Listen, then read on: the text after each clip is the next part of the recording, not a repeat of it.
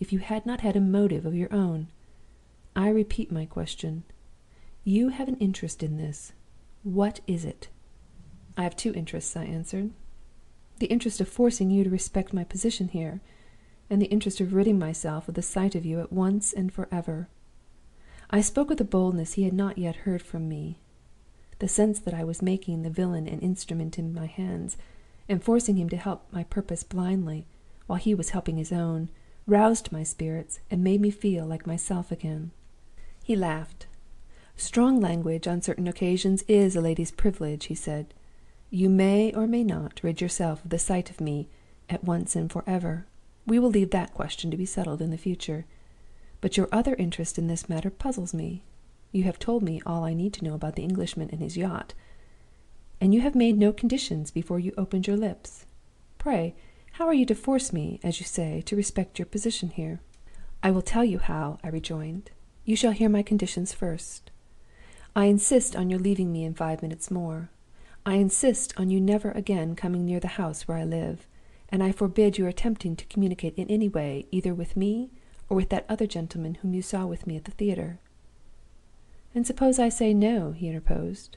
'In that case, what will you do?' "'In that case,' I answered, 'I shall say 2 words, in private, to the rich young Englishman, and you will find yourself back again among the chorus at the opera.' "'You are a bold woman, to take it for granted that I have my designs on the Englishman already, and that I am certain to succeed in them. How do you know?' "'I know you,' I said, 'and that is enough.' There was a moment's silence between us. He looked at me, and I looked at him. We understood each other. He was the first to speak. The villainous smile died out of his face, and his voice dropped again distrustfully to its lowest tones. 'I accept your terms,' he said. 'As long as your lips are closed, my lips shall be closed too. Except in the event of my finding that you have deceived me, in which case the bargain is at an end, and you will see me again. I shall present myself to the Englishman to-morrow, with the necessary credentials to establish me in his confidence. Tell me his name.' I told it. 'Give me his address.' I gave it, and turned to leave him. Before I had stepped out of the shelter of the boats, I heard him behind me again. 'One last word,' he said. 'Accidents sometimes happen at sea. Have you interest enough in the Englishman, if an accident happens in his case, to wish to know what has become of him?' I stopped, and considered on my side. I had plainly failed to persuade him that I had no secret to serve in placing Armadale's money and, as a probable consequence, Armadale's life at his mercy; and it was now equally clear that he was cunningly attempting to associate himself with my private objects, whatever they might be, by opening a means of communication between us in the future. There could be no hesitation about how to answer him under such circumstances as these. If the accident at which he hinted did really happen to Armadale, I stood in no need of Manuel's intervention to give me intelligence of it. An easy search through the obituary columns of the English papers would tell me the news, with the great additional advantage that the papers might be relied on, in such a matter as this, to tell the truth. I formally thanked Manuel, and declined to accept his proposal. 'Having no interest in the Englishman,' I said, 'I have no wish whatsoever to know what becomes of him.' He looked at me for a moment with steady attention, and with an interest in me which he had not shown yet. 'What the game you are playing may be,' he rejoined, speaking slowly and significantly, 'I don't pretend to know. But I venture on a prophecy, nevertheless. You will win it. If we ever meet again, remember I said that.' He took off his hat and bowed to me gravely. 'Go your way, madame, and leave me to go mine.' With those words, he released me from the sight of him. I waited a minute alone, to recover myself in the air, and then returned to the house. The first object that met my eyes on entering the sitting-room was Armadale himself. He was waiting on the chance of seeing me, to beg that I would exert my influence with his friend. I made the needful inquiry as to what he meant, and found that Midwinter had spoken as he warned me he would speak when he and Armadale next met. He announced that he was unable to finish his work for the newspaper as soon as he had hoped, and he had advised Armadale to find a crew for the yacht without waiting for any assistance on his part. All that it was necessary for me to do, on hearing this, was to perform the promise I had made to Midwinter when he gave me my directions how to act in the matter. Armadale's vexation on finding me resolved not to interfere expressed itself in the form of all others that is most personally offensive to me. He declined to believe my reiterated assurances that I possessed no influence to exert in his favor.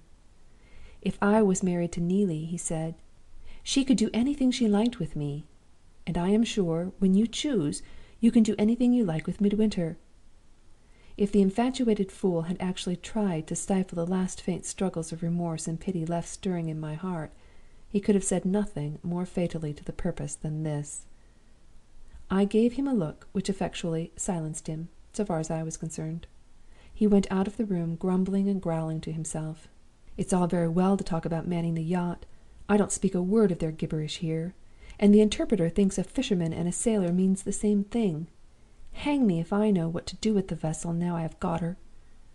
He will probably know by tomorrow, and if he only comes here as usual, I shall know too. October 25th, 10 at night. Manuel has got him.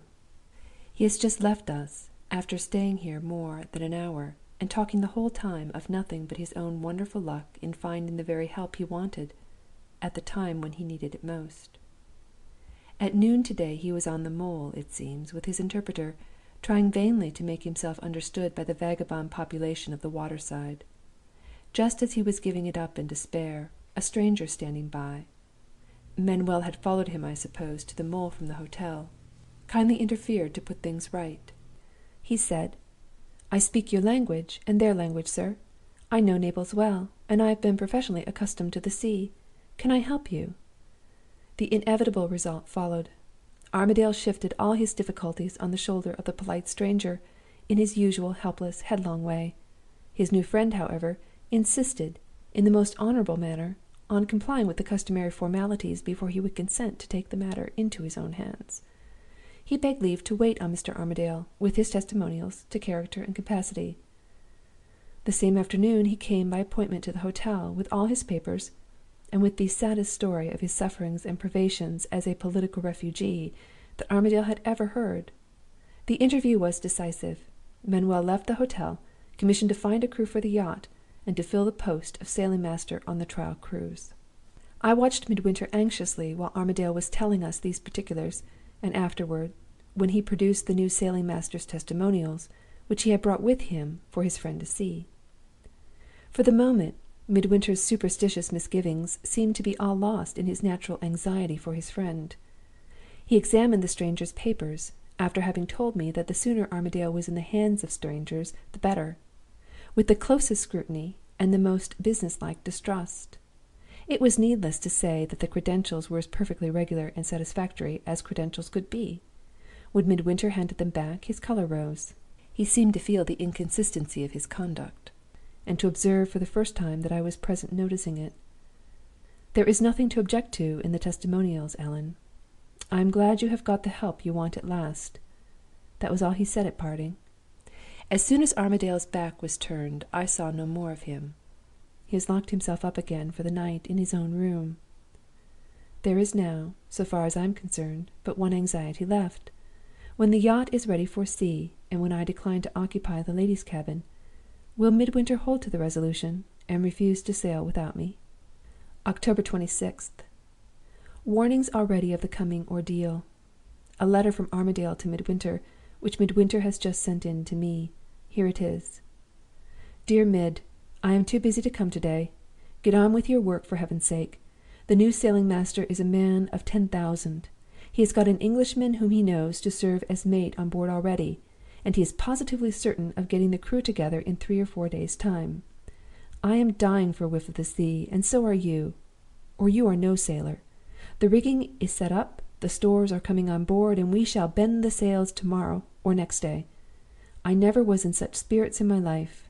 Remember me to your wife, and tell her that she will be doing me a favor if she will come at once, and order everything she wants in the ladies' cabin. Yours affectionately, A.A." Under this was written, in Midwinter's hand, "Remember what I told you. Write, it will break it to him more gently in that way, and beg him to accept your apologies and to excuse you from sailing on the trial cruise." I have written without a moment's loss of time. The sooner Manuel knows, which he is certain